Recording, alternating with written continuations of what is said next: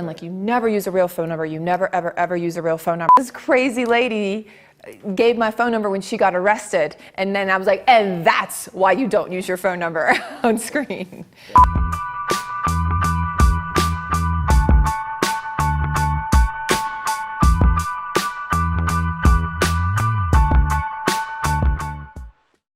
Where are you from? So I'm originally from Baton Rouge, Louisiana, and I went to school there. I'm also a dancer. I've been dancing my whole life, in ballet and modern. And so when I graduated from architecture school, I started working in a firm, and then at night I would design structures for dancers to interact with and dance with, and I started doing performances, on-site performances and such. So then I went to the University of Texas at Austin and got my master's in set design, and that's when I fell into the film community and realized the performance and architecture, kind of both those worlds. And I remember when I worked on my first film, I was like, I'm home. So that's when I realized that sort of was accidentally all of the things I had done before, prior, really fit well in the world of production design. Yeah. Once you graduated from the University of Texas, how did you get your start working in film? By getting an opportunity with this really great production designer. His name is Chris Stahl, and I walked in and I knew how to measure buildings and I knew how to draw, and he was like, oh wow, I have my own set designer and art director.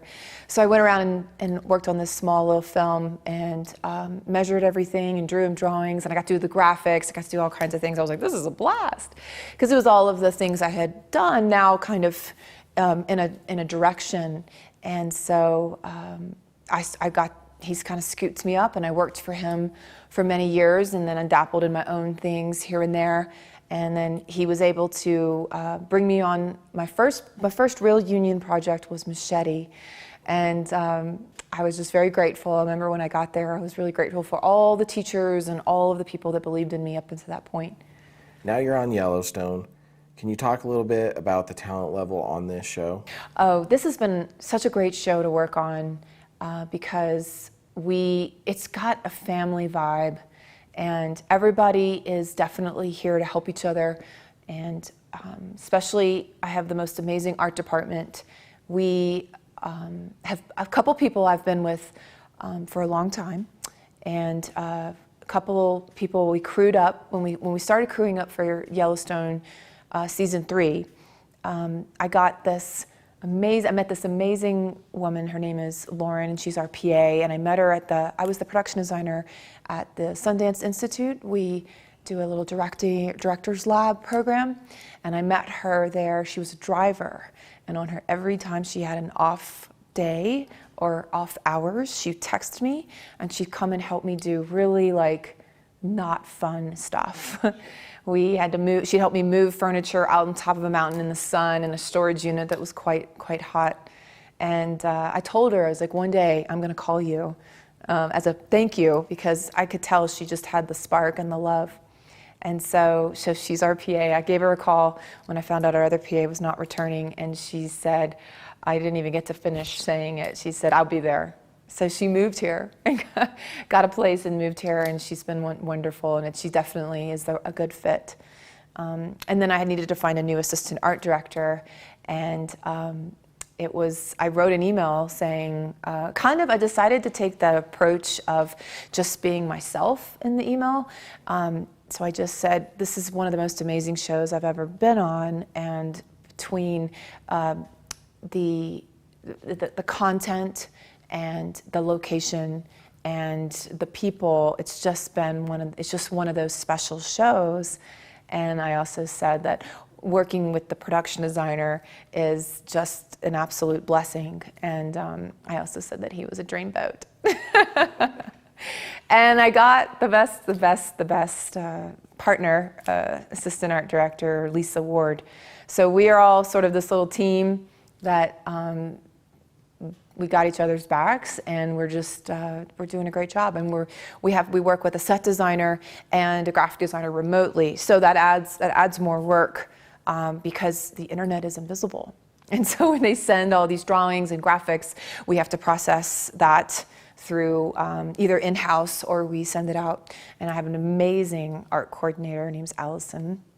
And she is just, 1 million people in one. She's very talented, and so she helps facilitate all those things. And she's also sort of running this like printing newspaper on the side. The show, Yellowstone, is about fences, newspapers, and maps. That's all we do over and over again. So we move fences, we build fences, or we take fences down. We're printing newspapers, and it's always about a map. You have around 38 film credits, mainly working with the art department. Have you always been drawn to the creative process? Absolutely. I definitely am not a film person. I'm a designer, and that's my background, deeply rooted background. I feel like what's so interesting is working with Carrie White. When I've worked with Carrie, we're getting almost to a decade, which is crazy. And what was so cool about working with Carrie White in the beginning was he would say, when we would be like thinking about building a set or even in an existing location, he would say, they're going to want to put the bed here because they're going to want the window here, and I was always like, how do you know that? And when I was working at the Sundance Labs, I every day was cranking out sets, so we hadn't had a lot of time to prep every single detail.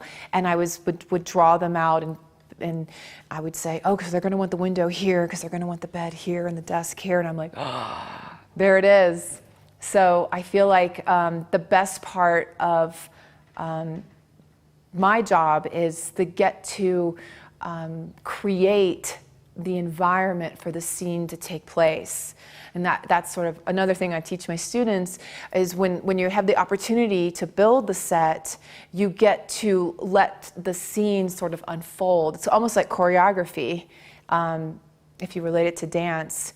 And so I feel like they try to oh, this is a building and it has to have the windows and that door has to be here. It doesn't. You get to figure out the movement of the space and the action of the space, and then you can design around that. And so that's sort of the performance and the design kind of melt and meet together. The great Carrie White brought you to this show.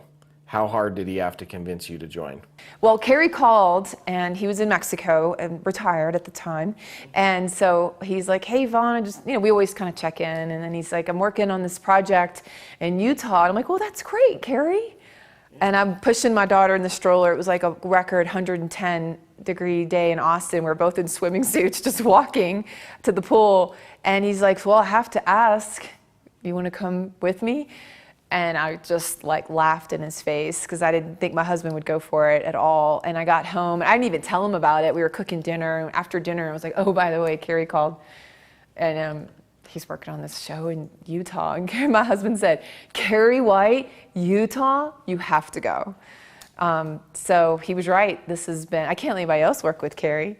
And this has been absolutely lovely. I'm in love with the place, the mountains, the people, everything. It's just great. A really big part of this industry is relationships. Can you talk a little bit about its importance? Absolutely. I tell my students every day is an interview. Every day is an interview, and you have to make your last day your best day. Because for some reason, sometimes the last day is when you just want to give somebody a piece of, nope, don't do it. You just never know. You never know. I had a crazy girl I worked with one time, and she reminded me of Reese Witherspoon in Election. She was crazy. She recommends me for so much work. I always keep the face. You keep the face. And it's really, I feel like as you get experience and as you move through this industry, you become a lot more, you just have to let things brush off your shoulders. And I feel like I have such a strong art department. We're always on top of everything. We're very, very few mistakes, and mistakes happen, and it's okay. You're making 100 decisions a day. Yes, we're gonna slip up on one, and what the film industry has taught me is everything is fixable. Everything is fixable, and so it's just no panic, and let's just fix it. And then the problem solving and the coming up with the solutions. And also I teach my students, sometimes it's not about money. Sometimes it's physically not possible, no matter how much money you have, to have something for tomorrow, if it's something that comes up, or right now. And so I feel like having troubleshooting that skill set of figuring things out and fixing things it's going to come across the board so it's going to come in handy to be able to have the skills to troubleshoot and fix things immediately. As an art director, what does a typical day look like for you? Well, what I love about art direction is that every day is different and you learn something new. A typical day, well, I always check in with construction first. They arrive very early, and I check in with them, find out what our needs are. Questions, comments. I always say questions, comments, and suggestions. And they let me know like different things that we're working on. We kind of cover our bases. Okay, we're ready for today. And then what are we doing for tomorrow? And then what do we need to wrap from previous couple days? And as an art director, you are thinking about the present, the past, and the future kind of all in one. And I feel like with experience, I've been able to feel how many days it takes to do things. I have to prep. I prep for every episode. We prep and we publish a work list. And in that work list is where you say what's going to happen at each set. And then so the wrap instructions are in there, prep instructions are in there. And so checking that list and making sure we're ready. And so once I have in the morning decided, okay, we're ready for today. What do we need to wrap from maybe the day before, a couple days prior? Then I think about the future. So for instance, today we've got this map that we've worked on kind of all week. It's a very important map that plays on Monday. It's printed, it's beautiful, it's approved. Okay. Now I'm thinking about the next 4 or 5 days. What are the graphics we need to print? Because those are the things you have to be so ahead of, because it takes time and energy, and you have to either get them shipped here, depending on the size, or you have to go pick them up. And but we don't have our like private graphic shop. We have this amazing graphic shop kind of across the street, which is a blessing. But and they work with us, but we try not to be last minute. So that's the goal, is just to make sure we are ahead of the game. And every once in a while they'll throw something in there like, oh, we're going to change the scene order for today. Or for instance, the other day we were like, so when are you planning on getting to that shot, because the mini blinds arrive at 10? They were like, we'll probably get to it around 11. We were like, okay, plenty of time. As an art director, what other departments are you interacting with? So another plus of being an art director is working with construction and paint and special effects and greens and this whole sort of network of people who are kind of in the background really cranking things out and getting a lot of stuff done that a lot of people don't realize how much time and energy and craft go into it. Working with our construction coordinator, Sammy, is a dream. We have a really beautiful relationship, and we're actually each other's person when we're having a day that's maybe difficult, or a problem that's hard, or even personal problems. We kind of go to each other and kind of figure it out together. So our personalities work really well together, and we have a really beautiful relationship. And then he is in charge of construction, but that's actually just sort of a multifaceted deal, because we have people who are working on the Utah locations, we have people working on the Montana location, and then we also have the stage work. So it's this deal where they kind of have captains of each ship. And so I check in with all of those people, and that's how we communicate. So we go on scouts. It's great, because then you know who to direct the note to, so the note doesn't go kind of telephone down and maybe get distorted. You know exactly who to go to when it's a note specific, either if it's a location or on the stage. So working with construction, we deal with that. And then we also have the paint department, and the paint department is really important. They are the ones that give the whole, that really tie everything in, because it's sometimes you're pulling a wall from here and a wall from there, and they can make it all look like it's brick or concrete, and they all make it meld together. So they have, that craft is, for instance, we're at the barn right now. We're building a barn, and it's massive, and we have a very tiny paint department who is just killing it, and it's really beautiful. And it was a beautiful structure, just wood, but now paint has got involved, and it's really come to life, and it's stunning. Also greens. Greens is the hardest job in the industry, I think. I also think that they should be giving CrossFit gym memberships because of how much work they do and move. And I mean, they should just like, they could make some money. They could just be paying people could be paying them to just like follow them around all day, because it's crazy what they have to do, and save us, and especially a show about land and being outside. It's vital to have the talented guys that we do have in the greens department, and to be able to pull off what we do. We were shooting yesterday on a river bend, and the AD asked to kind of make it safe for crew to come down. I got to the location, they put in steps. Like, I mean, I was just like, how did they even do that? And that rope, it was like a handrail. I was like, just roll out the red carpet. It's amazing. So they really are, again, like nobody kind of knows what they do, because it's always ready to go when we get there. But it's a skill and a talent. So we're very blessed to have such great people. Do you enjoy seeing your work on screen? It's hard to watch work that I've already done, because when I see something, I see the day that we had. If it was a good day or a long day or, you know, a very hard day.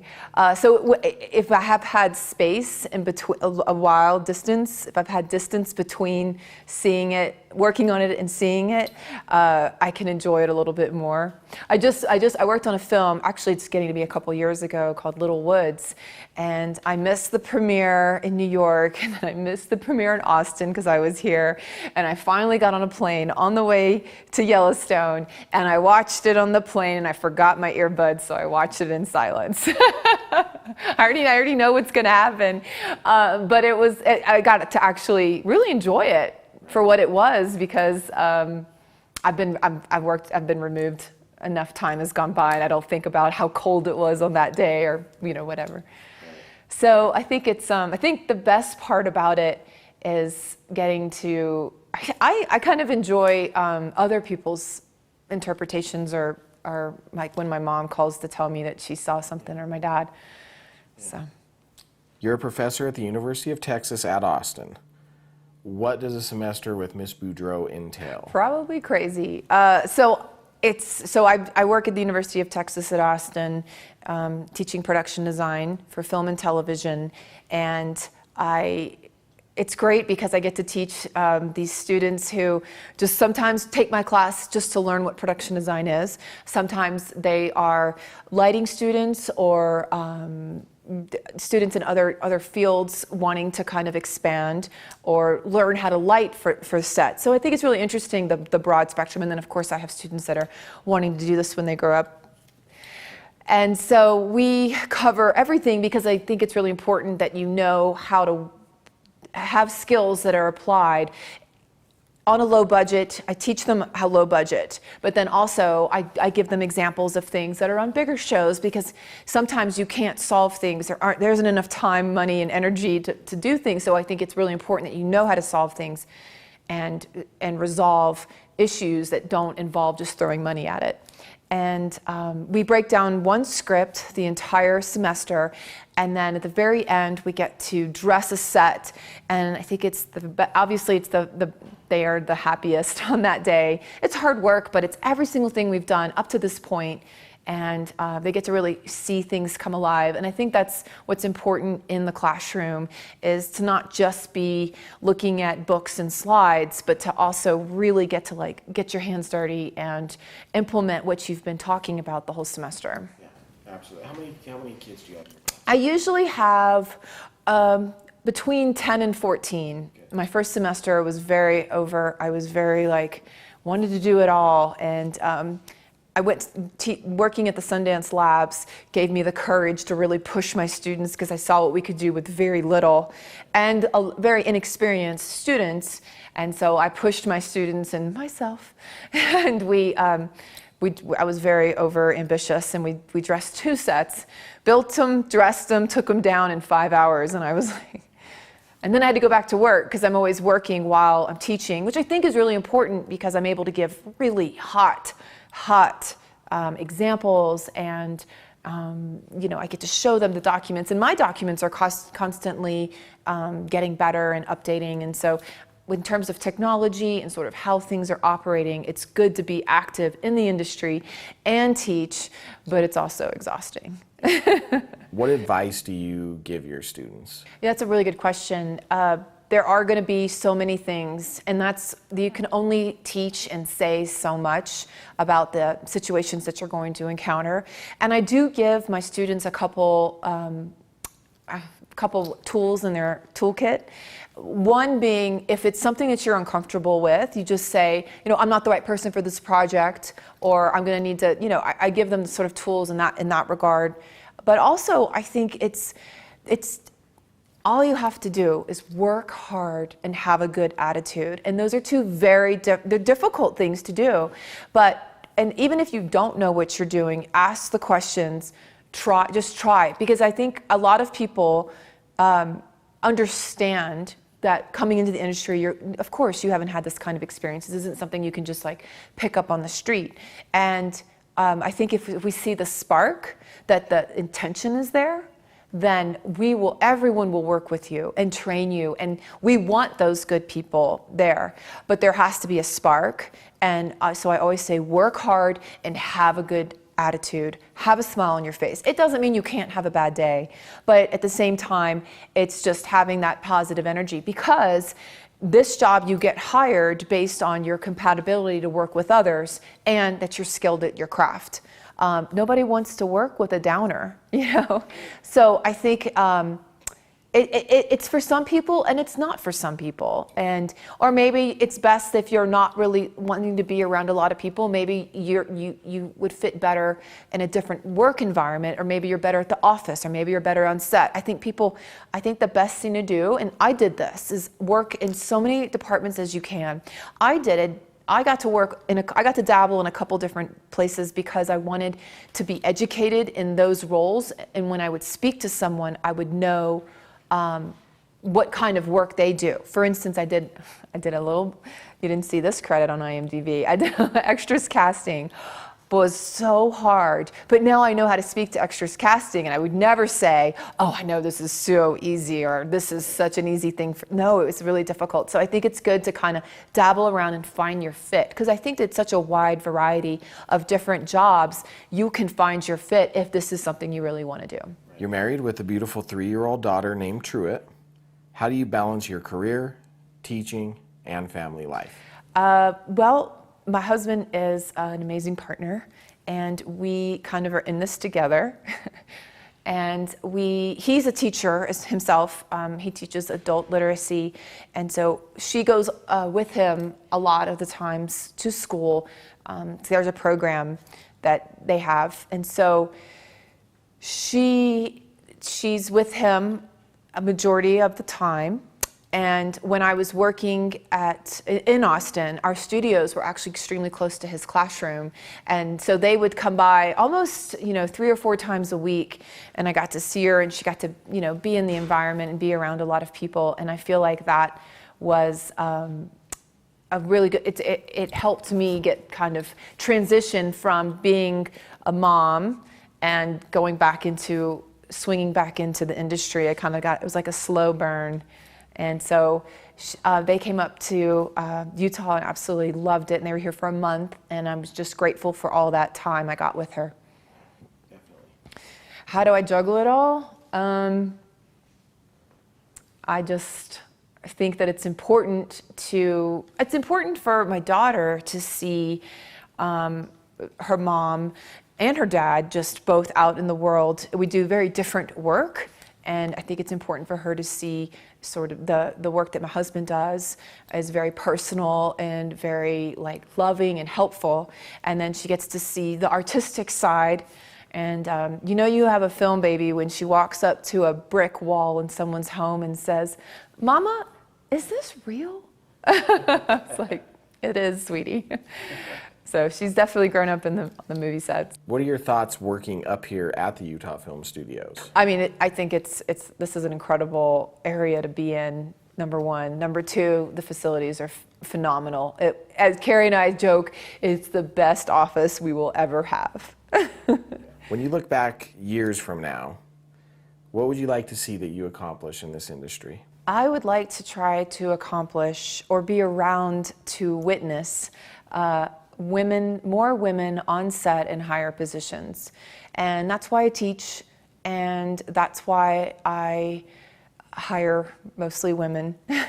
I feel that we have been looking through a male lens pretty much since the beginning, and it's important that we see work through a female lens, female dialogue, stemming from the writer's room, the art direction, the obviously everything mixed together.